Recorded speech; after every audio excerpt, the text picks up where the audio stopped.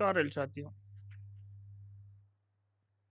राजभाषा के इस वीडियो में आपका बहुत बहुत स्वागत है। रेलवे की विभागीय परीक्षाओं में राजभाषा एक अत्यंत महत्वपूर्ण टॉपिक है और इस टॉपिक से 10 प्रश्न राजभाषा के प्रश्न पत्र में होते हैं। पेपर का 10% राजभाषा होती है।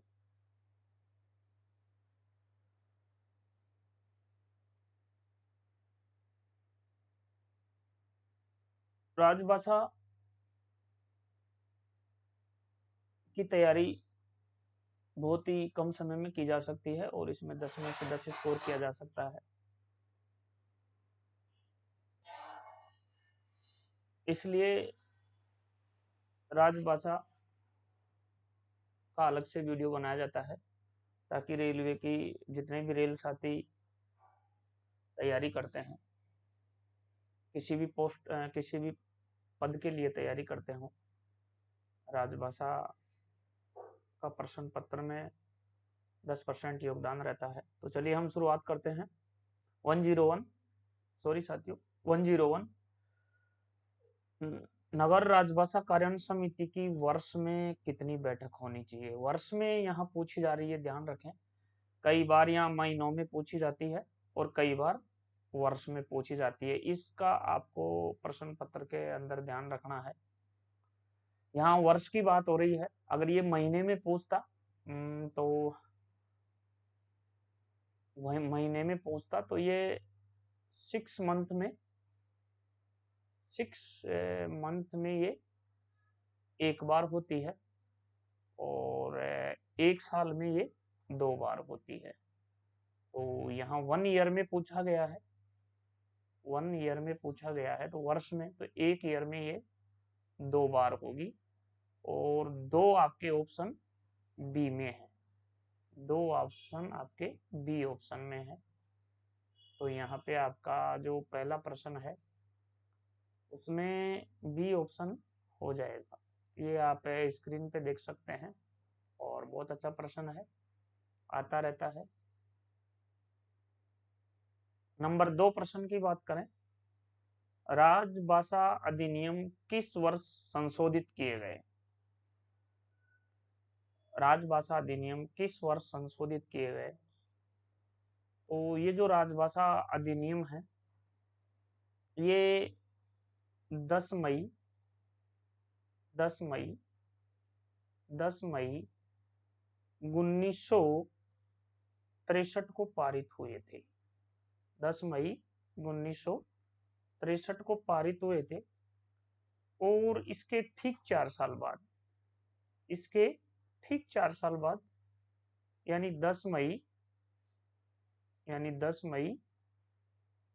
1967 को ये संशोधित हुए थे। तो इस प्रकार से हम देखें तो ऑप्शन बी 1967 आपका यहाँ करेक्ट है। तो बी आंसर अपन यहाँ ले लेंगे।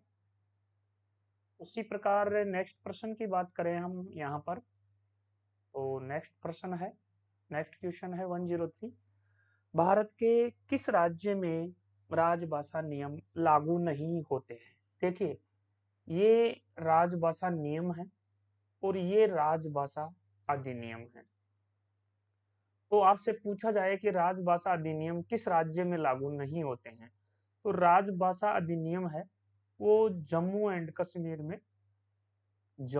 कश्मीर में लागू नहीं होते हैं। ये अधिनियम है और ये नियम है। ये राजभाषा नियम आपके 17 जुलाई 1976 को ये पारित हुए थे। 17 जुलाई 1976 को ये पारित हुए थे और इसमें 12 नियम हैं और ये अब तक 3 बार संशोधित हो चुके हैं। 3 बार ये संशोधित हो चुके हैं। पहली बार ये 9 अक्टूबर 1987 को संशोधित हुए पहली बार। दूसरी बार ये 2007 में संशोधित हुए और तीसरी बार ये 2011 में संशोधित हुए। पहली बार ये 1987 को संशोधित हुए, दूसरी बार ये 2007 को संशोधित हुए और तीसरी बार ये 2011 को संशोधित हुए। यहाँ पूछा क्या गया था कि किस राज्य पे लागू नहीं होते हैं, तो ये आपके जो राज्य है वो तमिलनाडु पर यह है, तमिलनाडु पर यह लागू नहीं होते हैं, तमिलनाडु पर यह लागू नहीं होते हैं। ये आपको यहाँ ध्यान रखना है। तो तमिलनाडु आपके यहाँ ऑप्शन डी में है, तो ऑप्शन डी आप यहाँ ले सकते हैं, ले सकते नहीं लेंगे, ऑप्शन डी ही आपका करेक्ट है। प्रश्न नंबर 104 की बात करें, बहुत ही अच्छा प्रश्न, सुपरहिट क्वेश्चन है ये प्रश्न, सुपरहिट हो चुका है, राजभाषा के अंतर्गत ये जरूर पूछा जाता है। हिंदी दिवस आपके 14 सितंबर को मनाया जाता है, हिंदी दिवस आपके 14 सितंबर को मनाया जाता है और इसको हम 1953 से रेगुलर मनाते आ रहे हैं। इसी से रिलेटेड जो दूसरा प्रश्न बनता है वो पूछा जाता है 10 जनवरी का। 10 जनवरी को क्या है? 10 जनवरी को अंतर्राष्ट्रीय हिंदी दिवस है। ये हम 2006 से रेगुलर मनाते आ रहे हैं, रेगुलर मनाते आ रहे हैं। प्रश्न नंबर 105 की बात करें, बहुत अच्छा प्रश्न है। 8वीं अनुसूची में कितनी भाषाएं हैं? 8वीं अनुसूची में 22 भाषाएं हैं। 8वीं अनुसूची में कितनी भाषाएं हैं? 22 भाषाएं हैं। और ये 22 भाषाएं आपके ऑप्शन सी में है, ये 22 भाषाएं आपके ऑप्शन सी में है। एकमात्र विदेशी भाषा इसमें जो जोड़ी गई है, एकमात्र विदेशी भाषा जो जोड़ी गई है वो नेपाली जोड़ी गई है, वो भाषा नेपाली जोड़ी गई है। नेपाली एकमात्र विदेशी भाषा है 22 भाषाओं में। यहाँ ये ध्यान रखने वाली बात है कि 22 भाषाओं में अंग्रेजी भाषा सम्मिलित नहीं है। देखिए कितना अच्छा प्रश्न है, ध्यान रखने वाली बात है कि इन 22 भाषाओं में जो अंग्रेजी है उसको शामिल नहीं किया गया है, ये ध्यान रखें। दूसरा जो एकमात्र विदेशी भाषा है वो नेपाली है। तो आपका राइट आंसर क्या हो जाएगा? यहाँ 8वीं अनुसूची में 22 भाषाओं को सम्मिलित किया गया है, जो कि आपके ऑप्शन सी में है, जो कि आपके ऑप्शन सी में है। 106 है, संसदीय राजभाषा समिति में कुल कितने सदस्य होते हैं? देखिए संसदीय राजभाषा समिति में 30 सदस्य होते हैं, 30 सदस्य होते हैं। 10 राज्यसभा से लिए जाते हैं, 10 सदस्य राज्यसभा से लिए जाते हैं और 20 सदस्य लोकसभा से लिए जाते हैं, 20 सदस्य लोकसभा से लिए जाते हैं। इस प्रकार आपके यहाँ 30 सदस्य संसदीय राजभाषा समिति में टोटल होते हैं। तो 30 आपके यहाँ कहाँ है? 30 आपके यहाँ बी ऑप्शन में है, तो बी ऑप्शन आपका यहाँ करेक्ट हो जाता है। इसी प्रकार हम बात करें 107 की, 107 आपकी स्क्रीन के सामने आ चुका है, आप देख सकते हैं। भारत के किस राज्य में राजभाषा अधिनियम 1963 लागू नहीं है? देखिए राजभाषा अधिनियम 1963 यहाँ राजभाषा अधिनियम पूछा गया है, तो राजभाषा अधिनियम जम्मू एंड कश्मीर पर लागू नहीं होता है। और यही राजभाषा नियम पूछ लिया जाता तो राजभाषा नियम है जो तमिलनाडु पर लागू नहीं होता है। यहाँ राजभाषा अधिनियम पूछा गया है, तो राजभाषा अधिनियम 10 मई 1963 में पारित हुआ था और इसके ठीक 4 साल बाद ये 1967 में संशोधित हुआ था। तो ये किस राज्य पर लागू नहीं होता है? तो ये आपके जम्मू कश्मीर पर लागू नहीं होता है। तो जम्मू कश्मीर आपके ऑप्शन सी में है, जम्मू कश्मीर आपके ऑप्शन सी में है। यहाँ ये ध्यान रखने वाली बात है। एक जो इम्पोर्टेंट प्रश्न है वो इसमें जो पूछा जाता है वो है कि इसकी धारा 3-3 कब से प्रभावी हुई? तो वो आपके 26 जनवरी 1965 से प्रभावी हुई थी। 26 जनवरी 1965 से प्रभावी हुई थी। राजभाषा अधिनियम 1963 में कितने सेक्शन और सब सेक्शन है? राजभाषा अधिनियम 1963 में कितने सेक्शन और सब सेक्शन शामिल हैं? तो इसमें 9 सेक्शन और 11 सब सेक्शन है। ये भी है, इम्पोर्टेंट है, इसको भी यहाँ ध्यान रखना जरूरी है। प्रश्न 108 की बात करें, राजभाषा अधिनियम के तहत अंडमान निकोबार द्वीप समूह किस क्षेत्र में आता है? देखिए, राजभाषा जो अधिनियम है उसमें जो अंडमान निकोबार द्वीप समूह है वो कै क्षेत्र में आता है? वो कै क्षेत्र में आता है? दमन द्वीप समूह, दादरा नगर हवेली ख क्षेत्र में आता है, और लक्षद्वीप आपके ग क्षेत्र में आता है। लक्षद्वीप आपके ग क्षेत्र में आता है। अंडमान निकोबार द्वीप समूह कै क्षेत्र में आता है, दादरा नगर हवेली और दमन द्वीप समूह ख क्षेत्र में आते हैं, और लक्षद्वीप ग में आते हैं। तो यहाँ अंडमान निकोबार द्वीप समूह का पूछा गया है, तो यहाँ आपका कै क्षेत्र आ जाएगा। कै क्षेत्र का मतलब ऑप्शन ए। और यहीं पे यदि आपको दादरा नगर हवेली और दमन द्वीप समूह पहुंचा जाता तो वो ख क्षेत्र में आता, तो वो ख क्षेत्र में आता।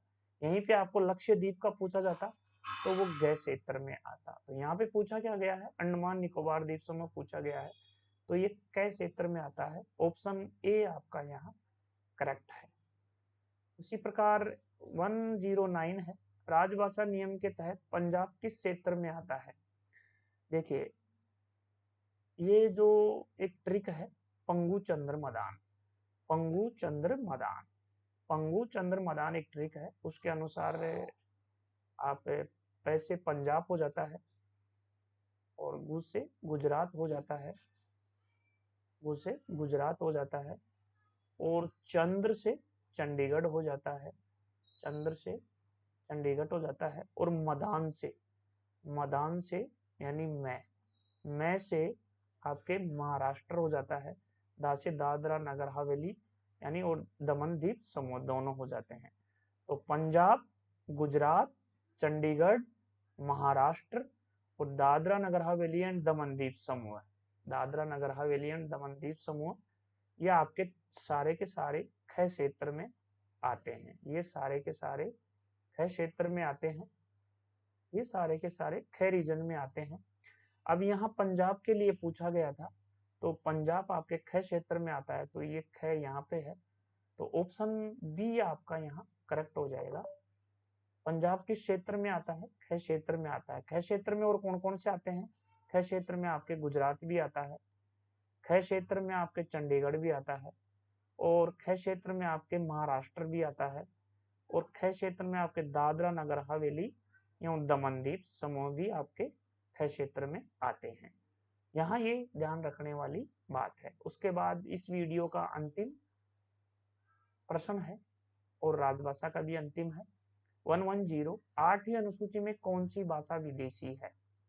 8वीं अनुसूची में कौन सी भाषा विदेशी है? देखो, 8वीं अनुसूची में 22 भाषाएं हैं। 8वीं अनुसूची में 22 भाषाएं हैं। एकमात्र जो विदेशी भाषा है वो नेपाली है।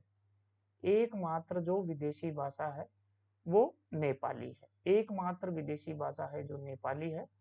और अंग्रेजी एक ऐसी भाषा है जो इन 22 भाषाओं में शामिल नहीं है। तो 8वीं अनुसूची में कौन सी भाषा विदेशी है?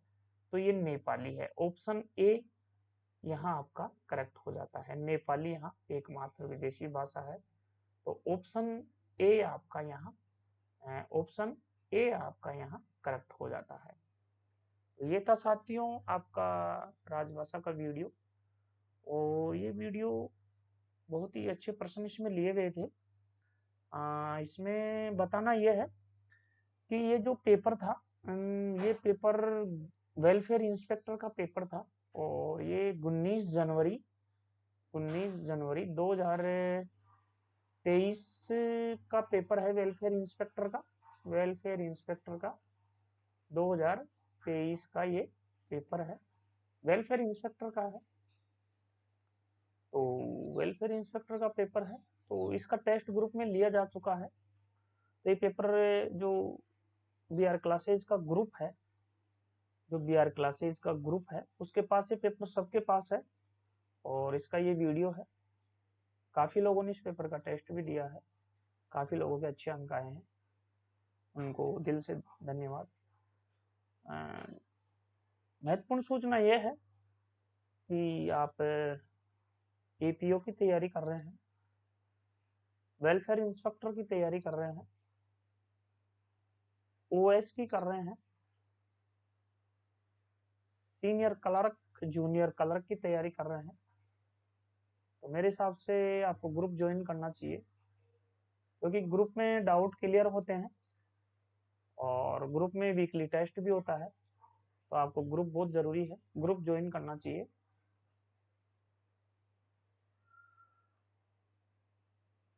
काफ़ी साथी पूछते हैं कि APO वेलफेयर इंस्पेक्टर इनके लिए सबसे बढ़िया बुक कौन सी है।